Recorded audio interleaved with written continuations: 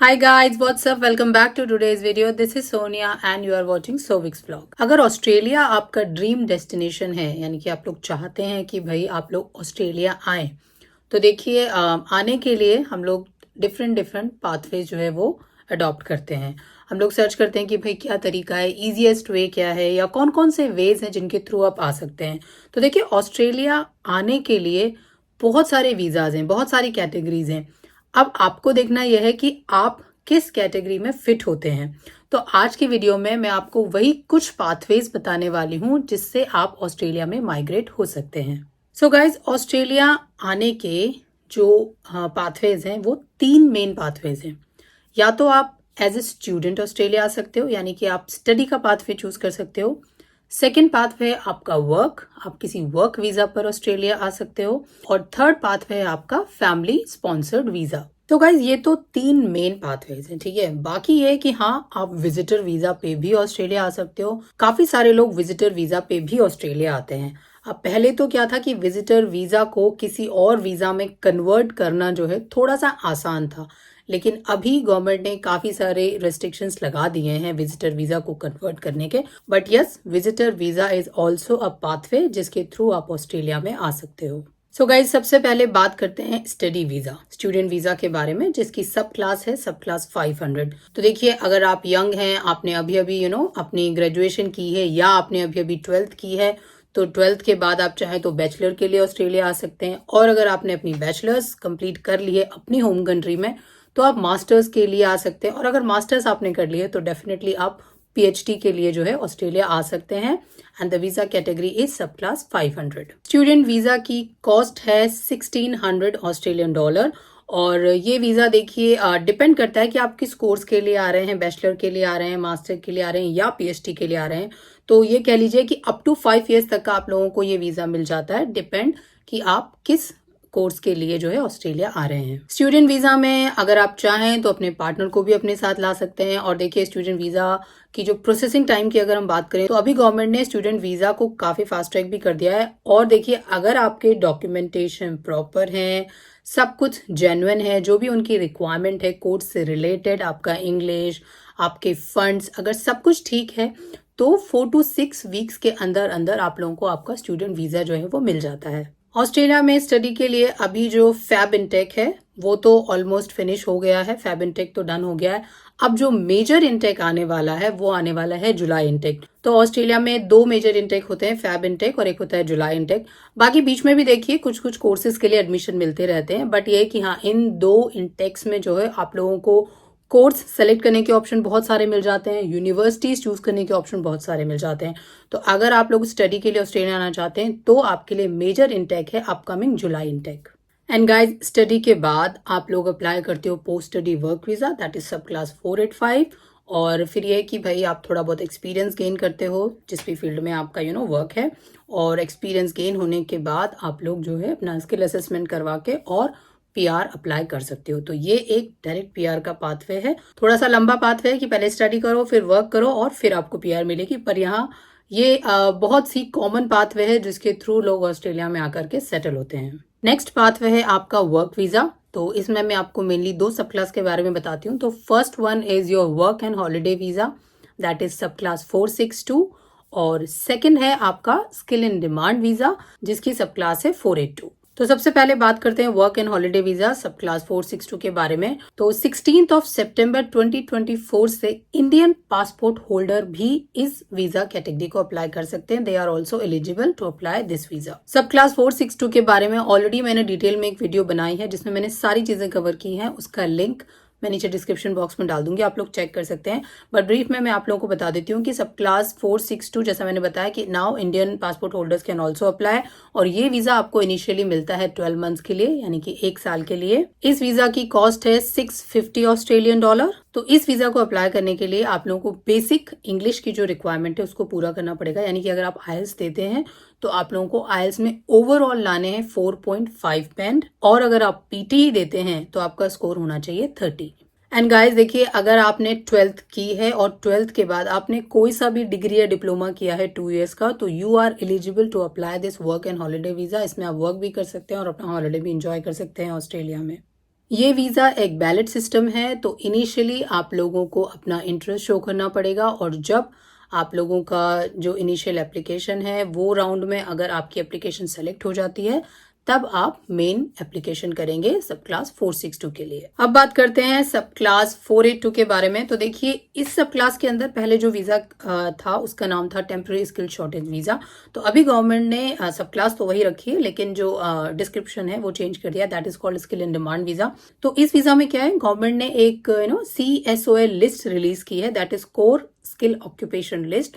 तो अगर आपका ऑक्यूपेशन इस लिस्ट का पार्ट है, यानी कि जिस भी फील्ड में आप लोग काम कर रहे हैं, अगर वो जो फील्ड है वो इस लिस्ट में आता है तो आप इस वीज़ा को अप्लाई करने के लिए एलिजिबल हैं। इस वीज़ा को अप्लाई करने के लिए आपको होना चाहिए 12 मंथ का रिलेवेंट एक्सपीरियंस, यानी कि 1 साल का आपको एक्सपीरियंस चाहिए एंड आपको इंग्लिश की रिक्वायरमेंट भी पूरी करनी पड़ेगी। तो आप लोगों को कॉम्पिटेंट लेवल की इंग्लिश चाहिए, यानी कि अगर आप IELTS दे रहे हैं तो उसमें आप लोगों को चाहिए 6 band in each module, reading, writing, listening और स्पीकिंग। इस वीज़ा को अप्लाई करने की कॉस्ट है 3,115 ऑस्ट्रेलियन डॉलर और अगर आप चाहें तो आपका पार्टनर भी इसमें आ सकता है आपके साथ और आपके अगर कोई डिपेंडेंट किड्स हैं तो वो भी आ सकते हैं। इस वीज़ा को लेकर भी एक डिटेल वीडियो आपको मेरे चैनल पे मिल जाएगी, उसका लिंक नीचे डिस्क्रिप्शन बॉक्स में है जिसमें मैंने हर छोटी से छोटी चीज़ को कवर किया हुआ है। अगर आप डिटेल में जानना चाहते हैं तो आप वो वीडियो देख सकते हैं। अब बात करते हैं तीसरी कैटेगरी के बारे में जो कि है फैमिली वीज़ा। तो देखिए फैमिली वीज़ा में सबसे पहले आता है आपका पार्टनर वीज़ा, तो वो है सब क्लास 820 एंड सब क्लास 801। सेकंड है आपका sponsored parent visa, that is sub class 870 and इसी में है आपका एक पेरेंट वीजा जिसकी सब क्लास है 103। तो सबसे पहले बात करते हैं पार्टनर वीजा सब क्लास 820 एंड 801 के बारे में।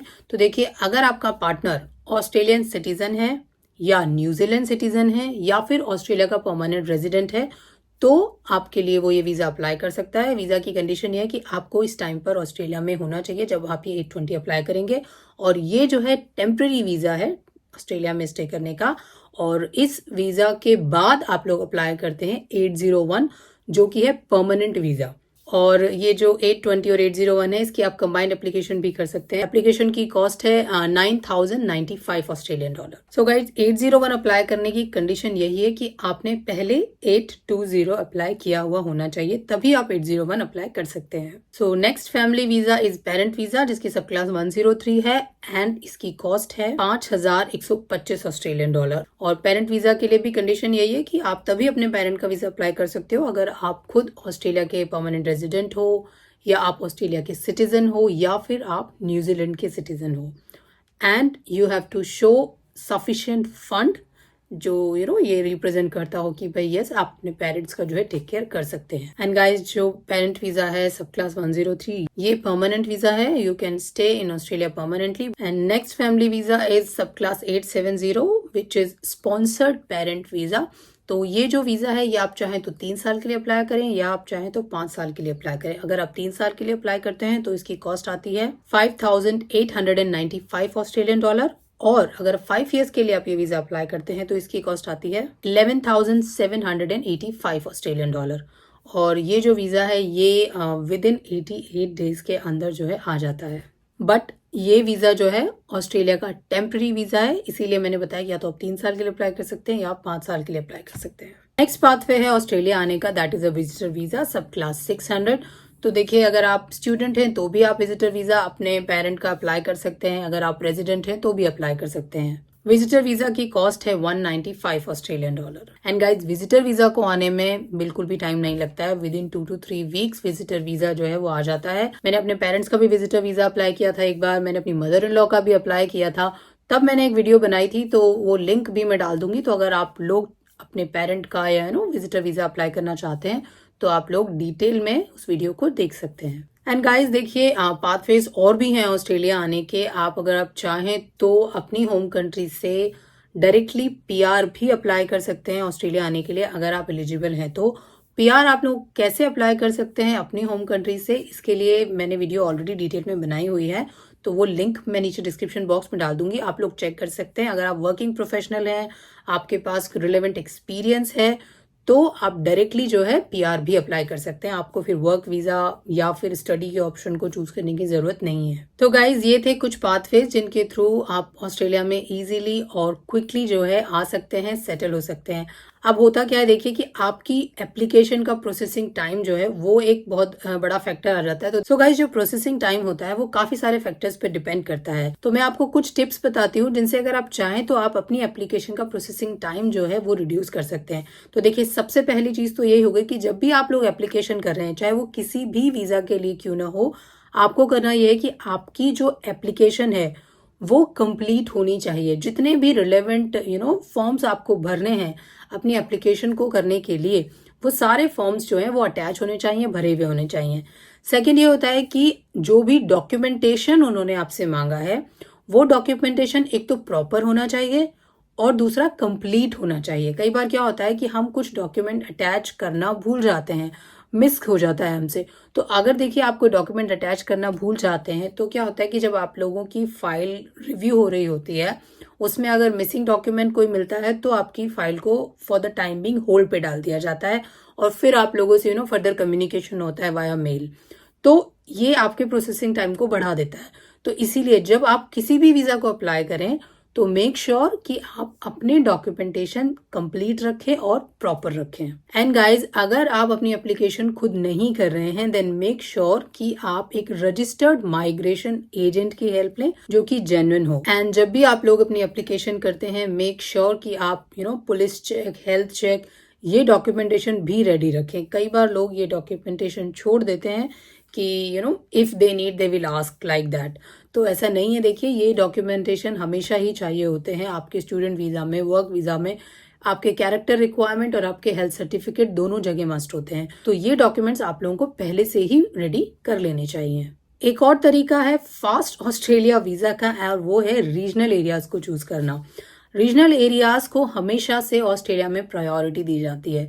रीजनल एरियाज में अगर आप देखिए स्टडी अप्लाई करते हैं तो भी होता है कि आपके वीजा के जो चांसेस हैं वो स्ट्रांग हो जाएंगे और जल्दी हो जाएंगे। वर्क के लिए भी सेम यही है कि भाई अगर आप रीजनल एरिया में वर्क के लिए अप्लाई करते हैं तो हो सकता है कि आपकी जो एप्लीकेशन है वो जल्दी से प्रोसेसिंग में आ जाए। And guys last but not the least, अगर आप वर्क वीजा वगैरह अप्लाई कर रहे हैं या आप स्टूडेंट वीजा के बारे में भी सोच रहे हैं तो ऑस्ट्रेलियन गवर्नमेंट एवरी ईयर निकालती है occupation list, skill occupation list. तो मेक श्योर कि आप उस लिस्ट से अपडेटेड रहें। तो जब भी आप लोगों को लगे, अगर आप वर्किंग प्रोफेशनल हैं तो जब भी आप लोगों को लगे कि भैया आपका प्रोफेशन उस लिस्ट में आ गया है, क्योंकि देखिए अक्सर क्या होता है कि उस लिस्ट में कुछ प्रोफेशन हटते रहते हैं, कुछ ऐड होते रहते हैं।